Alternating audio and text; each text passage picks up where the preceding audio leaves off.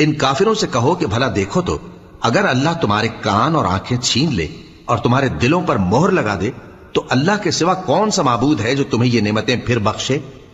دیکھو ہم کس کس طرح اپنی آیتیں بیان کرتے ہیں، پھر بھی یہ لوگ روگردانی کیے جاتے ہیں۔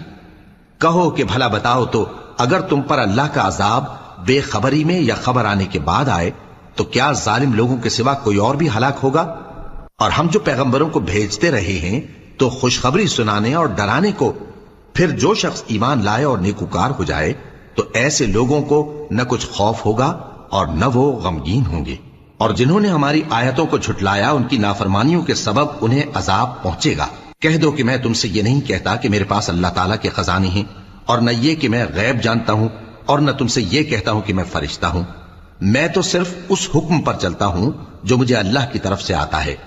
کہہ دو کہ بھلا اندھا اور آنکھ والا برابر